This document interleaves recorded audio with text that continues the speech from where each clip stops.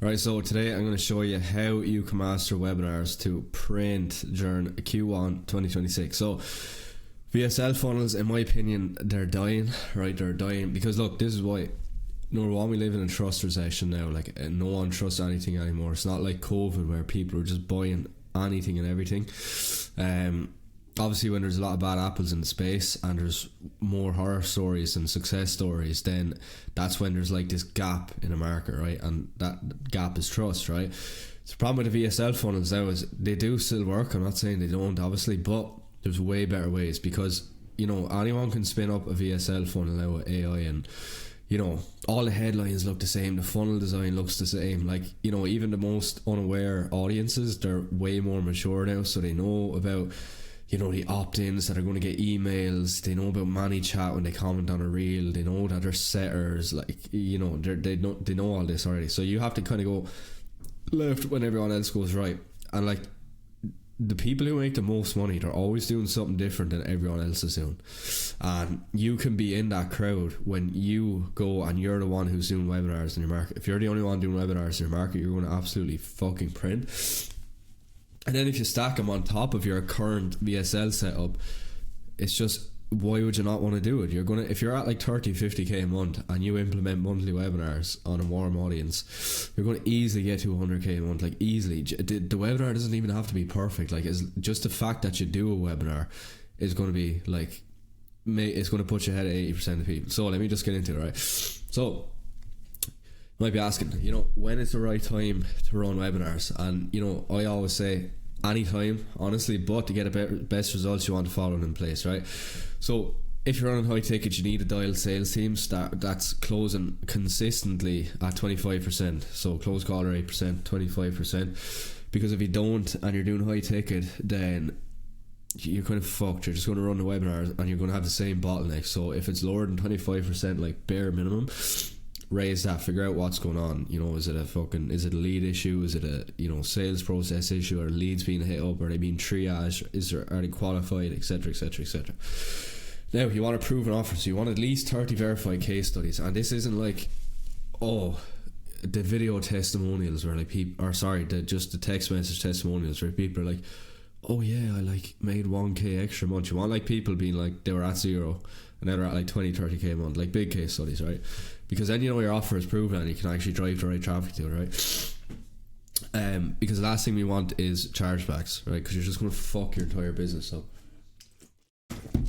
Then you want a systemized fulfillment structure. So you need to make sure your clients, this kind of ties into the last one, but you need to make sure your clients are consistently getting results from your program. So if they're not, then you need to figure out, you know, you need to build out more operations. And operations is like fulfillment. You need to have a better fulfillment structure.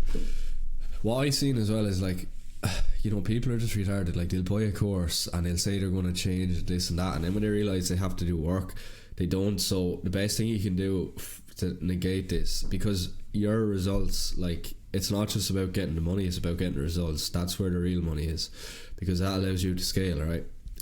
So like, you want to be reaching out to people when they join, like personally, the creator, welcome them in. You know, even onboarding calls work well because you get to frame them right.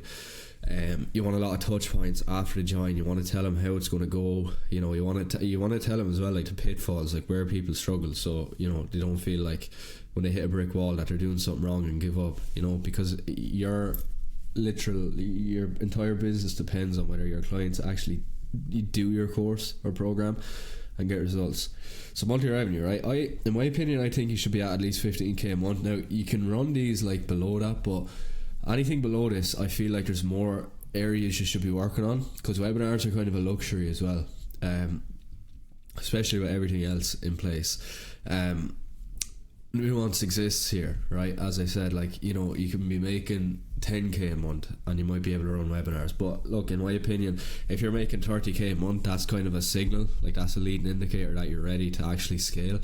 But if you're not, like, you probably have bigger issues, like sales issues, you know, you probably have a traffic problem, you have a conversion problem, this, that and the third. So yeah, and this kind of brings you into the next point as well, high traffic, right? So you need people to show up to your webinar, obviously, if you want to make money, right? If you're not getting engagement on your post, you have 2k followers and you're averaging out at 80 or 200 views and no comments and no likes, then obviously this is not going to work, right?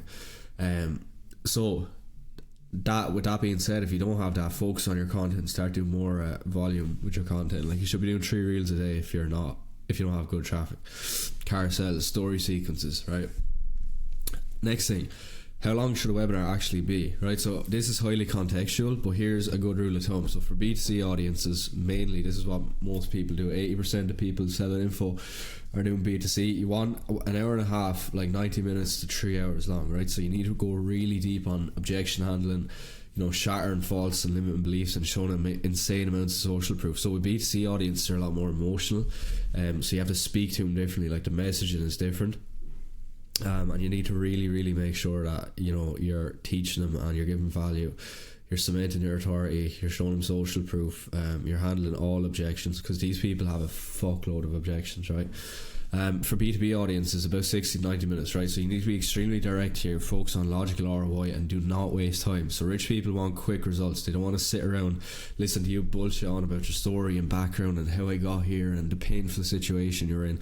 These people are very logical, ROI focused. Like, what is the ROI of doing this? Will it work? That's the main thing. Like, the main thing you need to answer with, like, rich people is, like, am I going to be in a worse position after that? Because their biggest fear is, like, damaging their business and their revenue, right? So if you can handle that, then you're in the money, right? So I want to get into how to actually start and start the webinar process so you can actually pull this off correctly. So the other thing as well, people always ask, should I do automated or should I do a live webinar? And at the start, good rule of thumb is do live, because number one, you just need to do it anyway to get better at them, and number two, your conversion rate is going to be way higher. So unless you're extremely busy and you have different priorities, which I don't know why you would have that if you want to make more money, like, that should be the number one priority, then yeah, you want to be doing live webinars, because the only way that I think you should be doing automated webinars, if you have a consistent conversion rate of about 13%, so from 11 to 13% live, then you can do automated and it'll drop down to like 5 to 8%. And yeah, but like, ideally you want to be doing about one massive webinar a month, especially for warm audience. Any more than that and you can fatigue your audience, depending on the size of your audience. Like, if you have a massive following, then you're going to be good. But you can start, like, if you have really good lead flow and you're getting qualified followers from your content every single week, like you're getting a lot of them, then you might be able to do bi-weekly webinars. And obviously it's different for cold traffic, which I'll get into like soon, but you don't want to be running any paid until you have your warm webinars absolutely dialed. Do you know what I mean? Because then you're just going to waste money, and you're going to have to tweak your webinar a small bit when you start running paid, because obviously it's a lot colder audience. And like with warm, you can expect better show rates, better retention rates, all that stuff. But with cold, you're going to see a drop. Now it doesn't matter, because you can make up for it in the form of ad spend. You can just spend more to like make more. But yeah, you want to be in live at the start, 100%. And as well, like in between your webinars, you can be still running traffic to your call funnel, but you want to be focusing on a lot more nurturing, like actually warming the audience, because webinars take a lot from your audience. Like, think of it like a bank, right? Like, every time you give value and you nurture and all this shit, you basically deposit trust into the bank, and then after a while, when you cross the trust threshold, you can kind of withdraw it, like in the form of a webinar, right? And capitalize on all your efforts. But if you're running like monthly webinars and in between you're not doing any marketing, you're not giving any value, you're not nurturing your audience at all, they're going to go very cold on you, and you're actually going to have diminishing returns. Like, you might get 1 or 2 good webinars, and then after that you'll see a massive drop, a drop in attendees, show rate, engagement, like everything. So you want to be making sure that your main focus is always like giving value.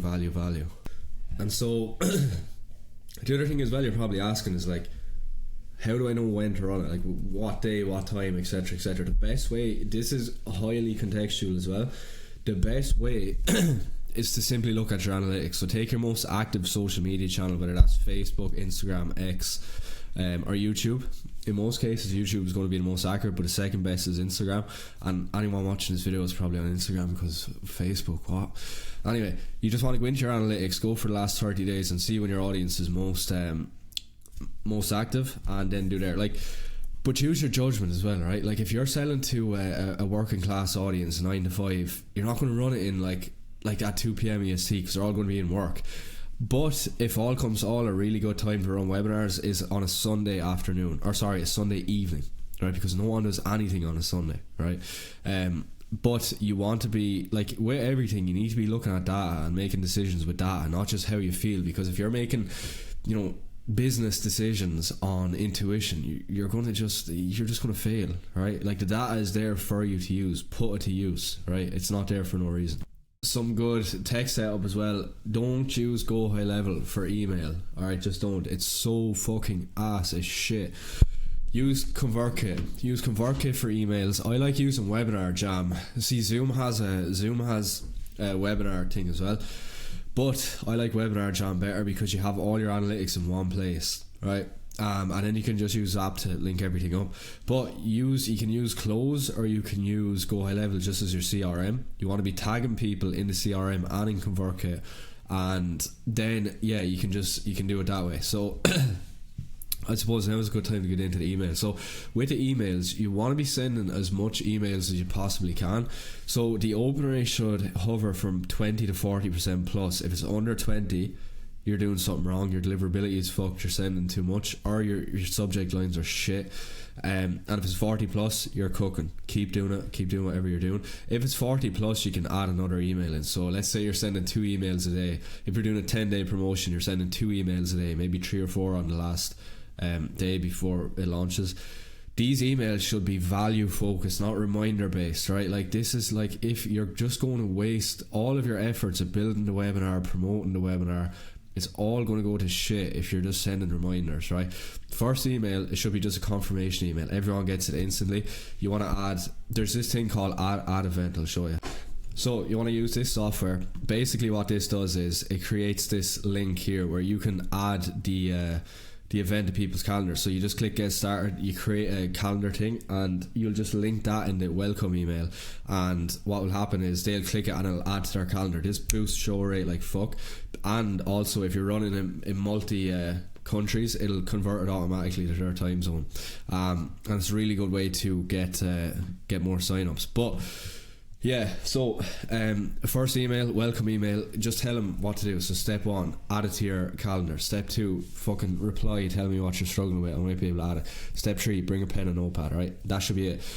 Then you want to get into value dense emails, right? So you want to be given extreme value, pre-handle objections, social proof, why the client is qualified to teach, what else, objection handling, false beliefs, future pacing, a breakdown of the system, like an insider's peak, and you're basically building desire. You want them because, like, let me see, can I get a pen up here? When they join, their interest level is going to be like up here, right? But as the days go on, it drops, right?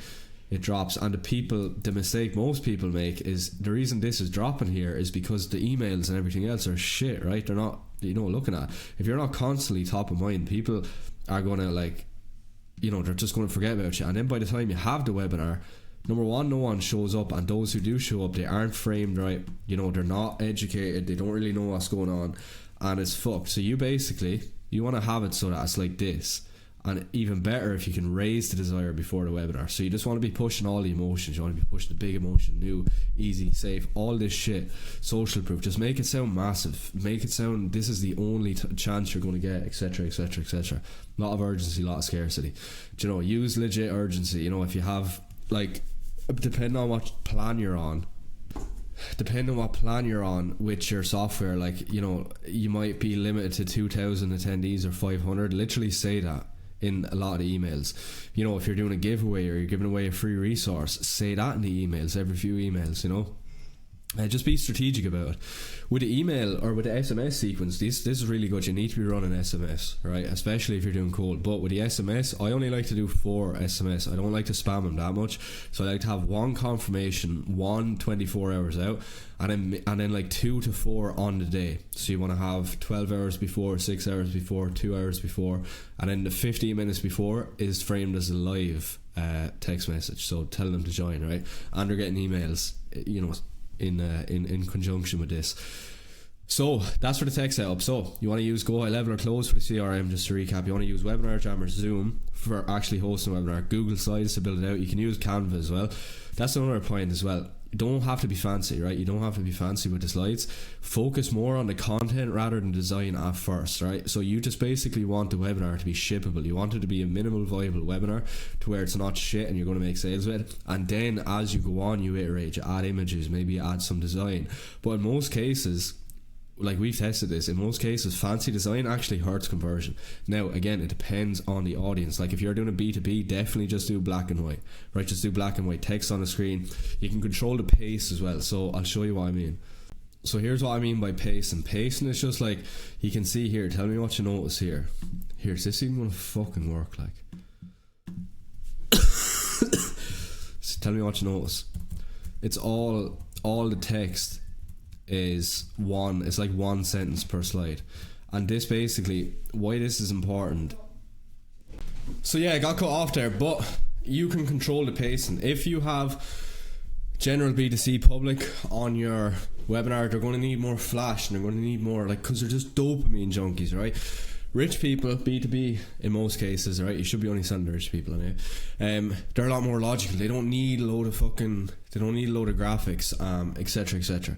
So up to now we've covered a lot of things: how to structure the what to do with the slides, the text setup, the email sequences, the SMS sequence, how do you know if it's the right time to run a webinar, how long should it be, etc, etc. Now I want to get into actually scripting the webinar, so you can go ahead and you can take this and you can make, if it's your first webinar or next webinar, if you've ran webinars before and it didn't work, I'm telling you it's because you missed one of these things, alright? Because webinars work extremely well. They work in any niche, they work in any audience, any market. If it didn't work, it's not the webinar's fault, it's your fault, right? It's just, the simple fact of it.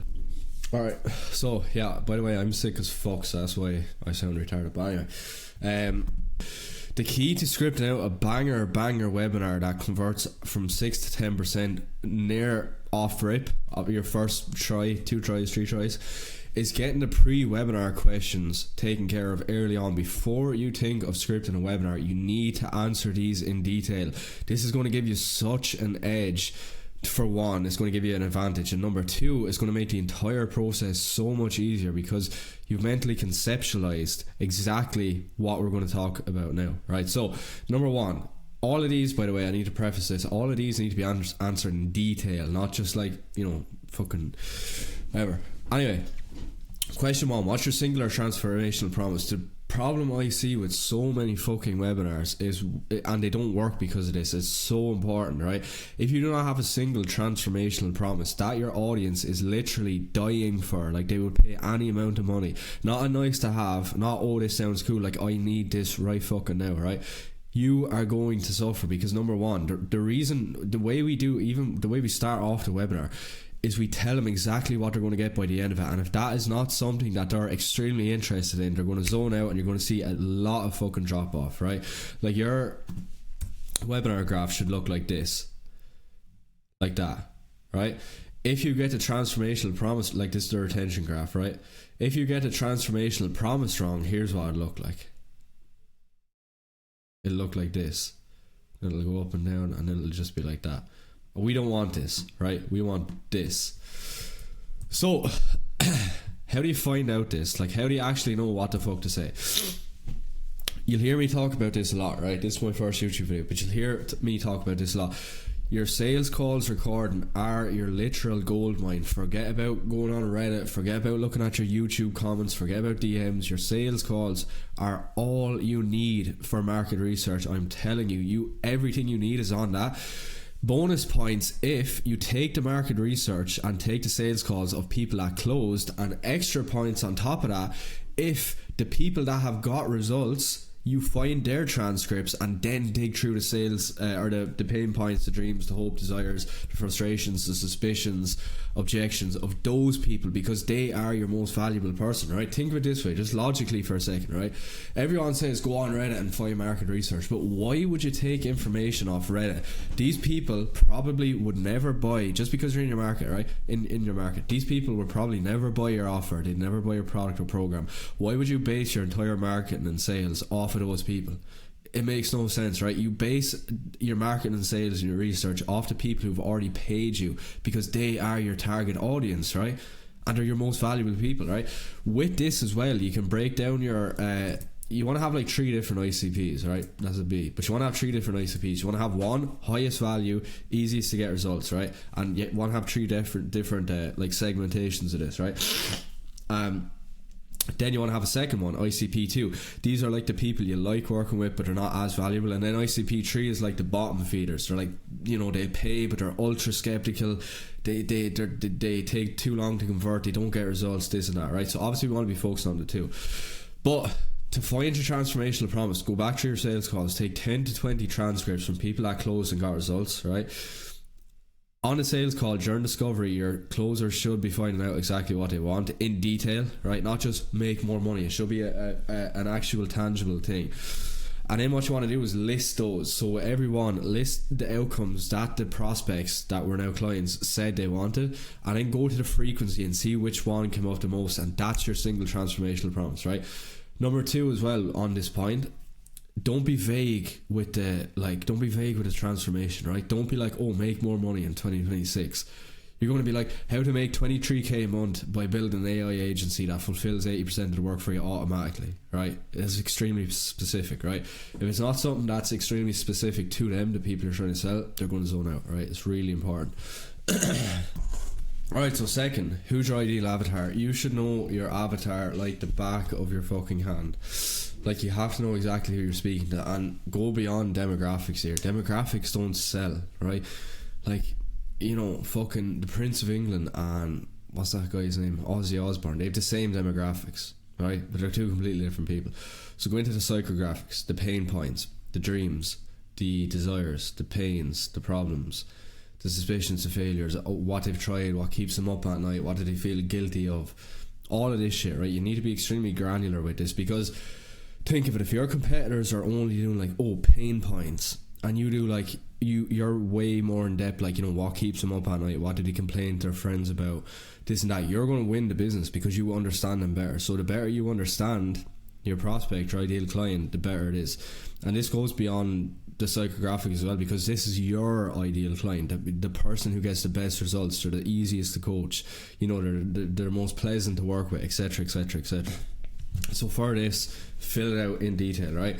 Next, what's your high ticket offer and price point? This is fairly self-explanatory, but you should know your offer like the back of your hand. If someone asks you what your offer is, you should automatically say it. You shouldn't have to think about it. It shouldn't change, right? It shouldn't change from day to day. It's one thing, it's one offer for one person, one solution. That's how you make the best or that's how you make the most money, right? And depending on your price point as well, you can do book a call. If you're doing anything below, or if you're doing anything over $2,000, you want to be booking calls, right? You can do up to $2,000 direct to checkout. But if your audience is extremely warm, you might be able to do direct to checkout. Or if you have a lot of authority, like Alex Hormozy sold like an 8.5k offer with just a checkout link on his webinar, but he was able to do that because he has insane authority, like insane, like people just don't question it, right? Now, what are the top 3 objections your prospects have? Again, ring your sales team. What are the questions, what are the objections you're getting the most, right? These are the top 3. If you can answer these, they will buy. And if you answer these thoroughly, they are going to buy, right? If one of these go unanswered, or one of these aren't justified enough, or there's not enough proof to why it's not an objection, it's an advantage, whatever, they're not going to buy, right? These are the top 3 things that stops your ideal client from buying your high ticket offer, right? What's your most compelling success story or case study? So you just want to think, what is the biggest success story I have within the realm of the prospect's perceived reach? All right, so common mistake I see people make is if they're selling to, let's say for example, right, they're selling a real estate offer to people who work 9 to 5, right? They'll put up, oh, this guy went from 0 to 135k in 90 days, and I was like, yeah, that's a really good case study, but the people that are on the webinar, they don't even believe they can make money. So if you do that, you're going to overwhelm them, you're going to scare them, right? And if they have fear about the offer, they're not going to buy. So you need to be strategic with what case studies you actually present. So pick the best within the realm of their perceived reach and then show it to them, right? If you mainly have women on your webinar, show women mostly, right? If you mainly have men, show men. If you're selling to high achievers, don't have women in there, all right? You know, exactly, you understand what I'm saying. So what makes your method unique or proprietary? So this is just your unique mechanism, your specific way of getting results. So usually it's a 3-step process. Anything more than 3 steps and you're confusing it, and especially on a webinar you can overteach, and if there's any confusion there will be no conversion, right? So again, just your unique mechanism. How do you get the result?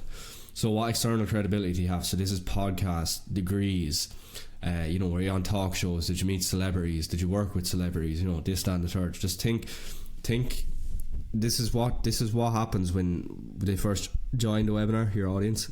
They think you're on the same level. You want to make this gap as big as possible, so they think you're up here and they're down here, because then they perceive you as a true authority. Alright, so let's get on to the structure and how you can actually script this webinar so you can get the best results possible. Right, we're aiming for a 5% conversion rate plus. You should be going for 10%, but we'll talk about how to diagnose where the bottlenecks are a bit later on. I don't want to make this video too long because I'm sick as fuck. So the number one thing you should know before we even get into it is you're doing service, not sales. So what I mean by this is your mental model and the way you think about this should not be how many sales I can make. It's how can I change my audience's way of thinking, and how can I change the paradigm that so it aligns with, you know, my offer. Because if someone has the wrong set of beliefs that don't align with someone that will buy your offer, they're not going to buy, right? Because they don't believe in your offer. Okay, so it's this strategic process of taking them down the awareness funnel, shattering beliefs along the way, so by the time they get to the end of the awareness funnel, their beliefs align perfectly with someone who will buy your offer, and therefore they'll buy. So let's start off. Number one, introduction, right? This is kind of the introduction. This is the most important part of your webinar, because if you don't hype them up and paint a vivid picture of what their life is going to be like after they implement this information, you're going to lose them from the get-go. And this is the most crucial part, because if you don't hook them in, then they're gone, right? They're not going to listen to you. They're not going to be framed right. They're not going to pay attention, because most of the time, like, the things you say in the webinar are probably in your YouTube videos or your Instagram videos. It's just the fact that they're listening to it intently, which is why they find it so valuable. So first, high energy welcome and rapport. You need to be extremely enthusiastic here, because it's not about what you tell people, it's how you make them feel. And if you can make them feel hopeful and excited while you're teaching them, that's what we want, right? So you just want to start off few minutes acknowledging the audience, you know, tell them, okay, type 1 in the chat if you're from X location, you know, Y location, you know, etc. And you should be extremely high energy here. Again, make them feel extremely excited, make them feel like this is the best decision they're ever going to make, and frame them right, okay? But we'll get into that now just in a second, these next few points here. Next, credibility and authority, right? They need to know very early on why they should listen to you, why you're qualified to teach them. This is where you'll start to insert your most successful result, or you can get into your story. And if you're doing the story route, you basically want to say, hey, I was just like you, struggling with the exact same things you are, but look at me now, I'm able to have X, you know, dream outcome. So then they start to view you as an authority, and they're like, okay, this person was like me, but they got the result I want, so they must know what they're talking about. So next, big promise and expectation setting. So you want to reiterate what they're going to learn, the single transformational outcome like we talked about up here, and you want to set the agenda. So basically what this looks like is, over the next 90 to 120 minutes, here's exactly what you're going to learn. First I'm going to teach you concept 1, then concept 2, then concept 3, so on and so forth, right? And then you want to get into social proof and future pacing. So good rule of thumb is 5 testimonials in the first 5 minutes. So you need to immediately hook in these people by, number one, high energy. You're going to tell them, you know, are you going to make them excited for what they're going to learn? You're going to establish your credibility. You're going to tell them they're going to get X outcome, and you're going to tell them exactly what they're going to learn. Then you want to back it up and seal the deal by using social proof, right? Social proof, show as much social proof as you can, but don't spend too long on it, right? Spend like 5 to 7 minutes on it, going over some, you know, so you're going to say, here's the outcome that you're going to learn, right? Okay, and I'm going to teach you my proprietary method, okay? And then you get into social proof. After using my proprietary method, X person was able to get from, you know, current situation to desired situation, and so on and so forth. You just want to go over these. Don't make it too long, because people start to zone out. Just cement it enough to where they view you as an authority. Then you can move on to future pacing, where you're telling them, when they implement this information, like these people have, like you have, and like you're telling them they're going to do, here's what your life is going to look like. Be extremely vivid here. Paint a really vivid picture. Okay, so now we get on to problem, agitation, and the cost of inaction. So think of it this way, right? If you want to sell them the dream, you have to wake them up from the nightmare. You have to pour salt on the wound. You have to twist the knife, right? So your goal in this section is to get them in as much pain as possible and bring all of these problems up to the surface, because the way humans act is like they will literally justify their pain so it's not as painful. They'll tell themselves excuses, right? We want to bring that up instantly, right? We want to tell them, we literally want to bring up the objections, their limiting beliefs, their false beliefs, all of this shit, and bring it to the surface so they're aware of what they do. Because if you're trying to sell them on a dream and they don't even know why they should want that dream, then they're not going to want it, right? And they're not going to listen, they're not going to convert. Okay, then we want to get into the cost of inaction. So essentially what you're doing in this section here is you're painting a picture of what life is going to be like if they don't take action. What this should achieve here is this should completely obliterate the objection of, I'm going to think about it, or this is a nice to have but I don't need it right now. This literally needs to say, look, if you don't do this today, you are fucked. So paint out, as you do with the future pacing, this is the desired situation, paint out the negative and go really deep on this. Make sure they fully understand and don't hold back, because it can be uncomfortable doing this part, but don't be afraid, because it's your job to wake them up and to make them act, because you're actually doing them a favour and you're serving them by doing so. So next you're getting into the big why. So this is basically you're introducing them to a contrarian belief about what they believe. So if they thought X was the right way, it's not, and here's why. Here's the right way, here's a brand new opportunity, and here's why everything you've done hasn't worked up to this point and why you're in this negative situation, right? So you want to zoom out and show the larger context of the problem here, and then you want to educate them about that problem. So this is where you get to cement your kind of status as a true authority, and this is where they say, okay, I'm locked in, I'm listening to this guy. And with this you want to spend about 5 to 10 minutes, 5 to 15 minutes, however long you think it takes to really get specific and go deep with this. So now we get into the content section. So here is the content section here. So this should take up about 30 to 45 minutes of your webinar. If it's too short, if it's below 30 minutes, you're not going deep enough. If it's over 45 minutes, you're probably going too much in depth, and each is going to hurt you, right, with conversion. So with your epiphany and paradigm shift, so this is where you introduce your method. So this is as simple as, it should be 0 to 5 minutes. Here's my, proprietary, fucking trading flywheel, or here's my proprietary fucking sales framework that's going to allow you to get to 20k a month as a closer, right? And you're basically going to list out here's what you're going to learn. So step 1, step 2, step 3. And a way to think through this is this process should be to get your prospect from, right, so here's their current situation, which is painful, and here's their desired situation. Your step-by-step process, or your unique mechanism, this is a bridge between these two. So it should be simple. It should be 3 steps, right? So this is the whole, this is a pivotal I just can't even think. This is the pivotal point of your webinar, all right? So this is where everything changes from, right? Then you're going to go into the deep dive teaching. So you're going to teach the what, the why, and you're going to glance over the how. Again, if you go too deep into how to do it, you're going to just completely lose them, but you don't want to avoid it, because then they're just going to feel like they're being sold, and it's more like a VSL than a training, because it still does need to be valuable to them, but just don't go too deep into it. So I'll give an example. So for each step you're going to do okay, step 1, why it's important, or what it is, why it's important, how to apply it. You're going to give the general strategy, right? And then it could be like Amazon FBA, right?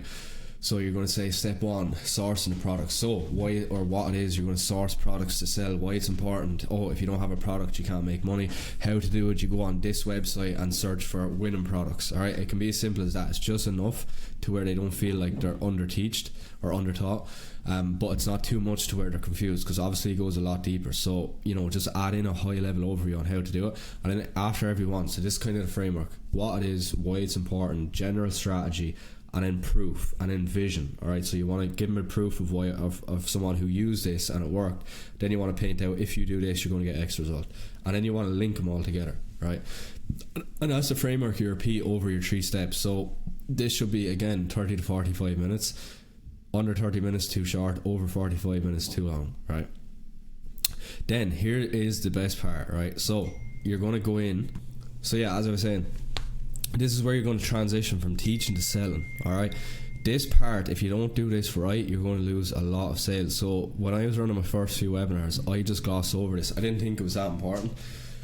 And immediately when I went from teaching to selling, like just introducing the offer without having a smooth transition, the chat blew up. They're like, oh, what a fucking scammer, this is just a sales pitch all along, this and that. You want to make them feel, and it depends on the audience, right? So you want to make them feel like it's their choice to get insight into how you can help, right? So the way I do this now, actually I should preface this, so with an older audience, I've noticed you have to be a lot more guiding and gentle with them. But with a US young audience, you can just kind of not gloss over, but you don't have to be as thorough with it. So what I do is I'm like, look, I had two choices, right? And you want to give them a binary option, so they start thinking binary, because we want to get them into a mind state of like yes or no. And you'll understand why at the end when I explain what I'm about to explain. But going back to this, you want to be like, okay, I had two choices, right? I could share what I've shared this far and hope that you make it, or I could take a more active role in your success, and I could give you, my system, support, strategies, guidance, to actually guarantee your success. Right? That's kind of a high level overview. Then you want to be like, is it okay if I share how I would do that? And then get them to type yes in the chat, and this is creating micro commitment, right? And this is perfect. This is where we start creating loads of yeses and micro commitment. By the time you actually get to the offer, they're in a state of yes, yes, yes, and they're just going to do it. They're going to convert, right? Then after this, you want to basically do the 60 minutes and 60 seconds recap. So over the last 60 minutes, here's what we've learned, and you want to rehook them. This part should rehook them. So obviously, if there's a lot of like, this is very dense, this training, your webinar, so you want to rehook them and tell them what they've learned, the most valuable parts, and this basically gets them back into a state of value, right? So when you sell, there's little sales resistance rather than high sales resistance. Then if you want to get into the offer introduction, look, whatever way you think about this should not be long. People think that their offer, they need to go like a half an hour into the offer. No, the offer is quick, 5 to 10 minutes. You're basically going to say something like, so I want to introduce you to my offer name. This is my done with you program designed for target audience who want to achieve a specific outcome and time frame. Here's everything you get: component 1, component 2, component 3, value stack at the end of everyone, like this is where X amount. This is actually not compliant, but since it's a webinar, you're good, so you don't have to worry about it, right? Then you want to say, look, if you were to buy all of this separately, the total value you pay is total value. This is where we begin to subconsciously price anchor, alright? So they're in a state of, they think the price is going to be up here, and then when we drop the real price, it's going to be lower, right? Then you want to drop the price and the guarantee and the risk reversal. If you're doing direct to checkout, you're just going to drop the price. Here's what you'll pay today, right? With this, you want to do the larger, smaller strategy. So basically, you want to start with a big number and chalk it down to a small number. So you want to say something like, look, my average client makes 50k. So if we were to add all the value up, that's what we were. But I'm not going to charge that today. That would be unreasonable.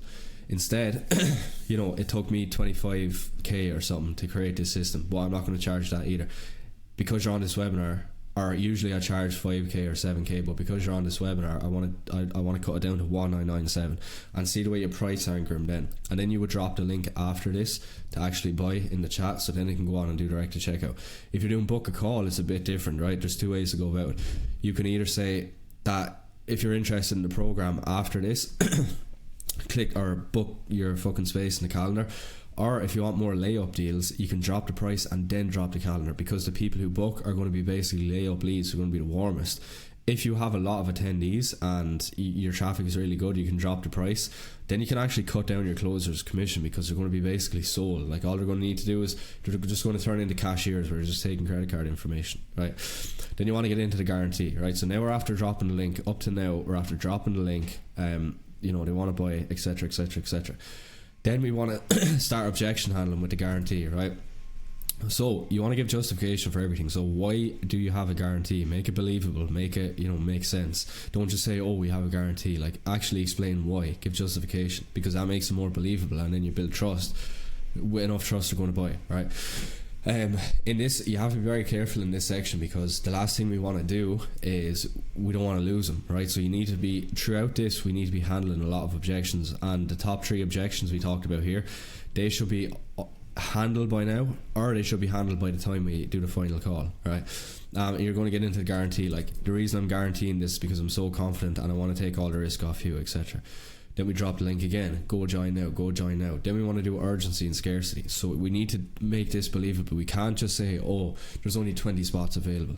what I do is I'm like, okay, since I'm so active with my clients and since I'm so involved in the process, if I take on any more than 20 clients today for this 90-day term, my quality of assistance and guidance will drop. So I don't want to do that. So that's why I'm limiting the spots to 20 people for the next 90 days. After these 20 spots are gone, this program will be locked for the next 90 days, right? And that's kind of how you want to do it. Scarcity as well. You need to induce a lot of fucking scarcity, because like you have to say, you can do this with price, you can do it with limitations. You can say you're moving on to a new market and you won't be selling this program anymore, etc. You want to just give a logical reason why there's urgency and scarcity, and make it extremely believable, because fake urgency will backfire on you massively. Then we get to the end. This is basically where you're going to do the crossroads close, where you're like, look, in 90 days from now, you can be in current situation still, your situation is still shit, you're still making no money, you're not after hitting your goals, you're depressed, this and that, whatever, you're still working 9 to 5, or you can take this fast route, you can take the shortcut, have a guarantee, have me by your side to show you exactly how I would do it, and we can guarantee your success. So now you're in dream outcome, right?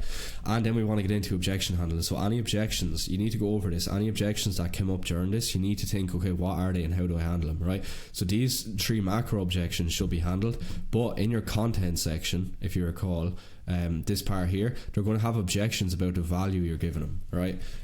Because with webinars, you kind of extract the best, most interested people in the market. So with that, they're going to be after doing a lot of research and they're after listening to a lot of bullshit. So they're going to think with things you say, they're going to question it, right? So you need to justify everything in objection handling. So if you tell someone how to do something and they think, oh, that sounds too confusing, you need to tell them, like, you need to handle that objection, right? And yeah, look, if you follow this guide, again, you are going to absolutely print with webinars this year.